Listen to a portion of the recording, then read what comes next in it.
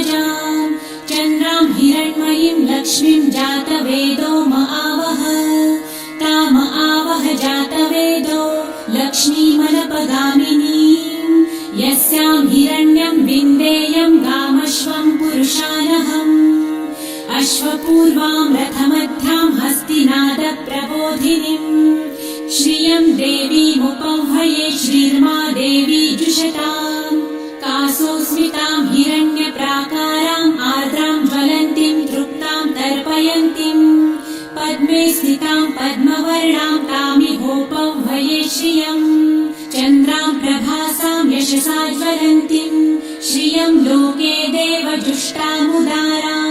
तां पद्मिनीं शरणमहं प्रपद्ये लक्ष्मीर्मे नश्यतां त्वां वृणे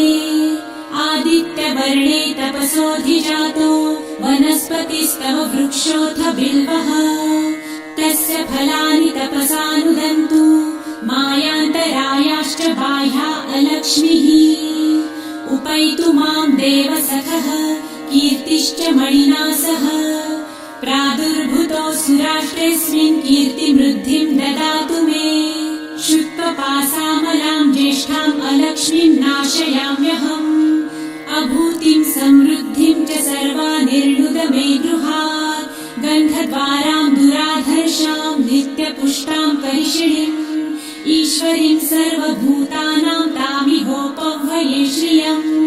मनसः काममाकुतिं वाचः सत्यमशीमहि पशूनां रूपमन्नस्य मयि श्रेयतां यशः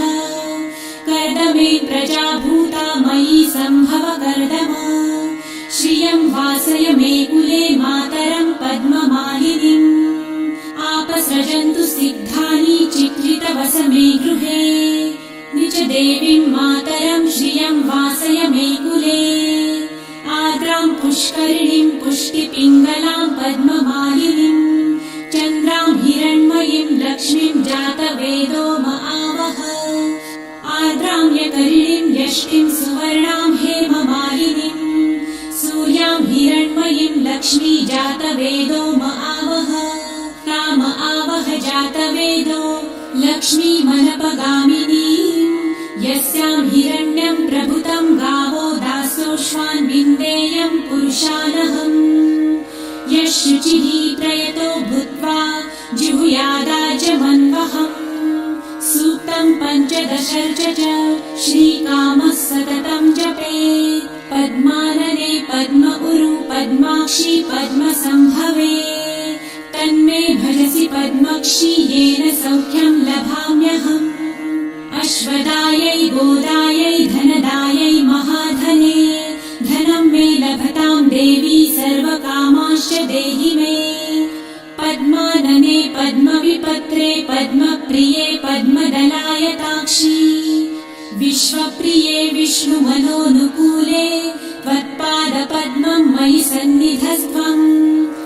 पुत्रपौत्रं धनं धान्यं हस्ताश्वादिगवेरथम्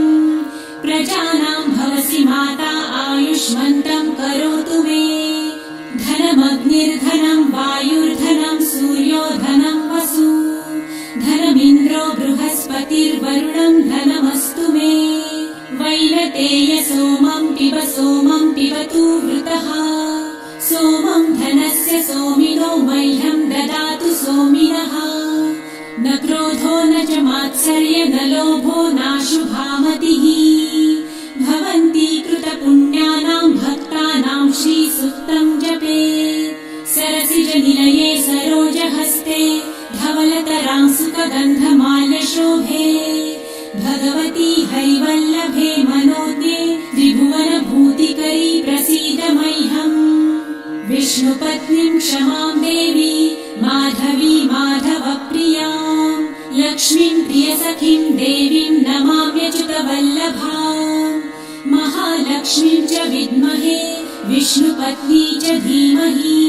तन्नो लक्ष्मी प्रचोदयात् श्रीवर्चस्वमायुष्यमारोग्यमाविधाच्छोभमानं मह्यते धान्यं धनं पशुं बहुपुत्रलाभं शतसंवत्सरं दीर्घ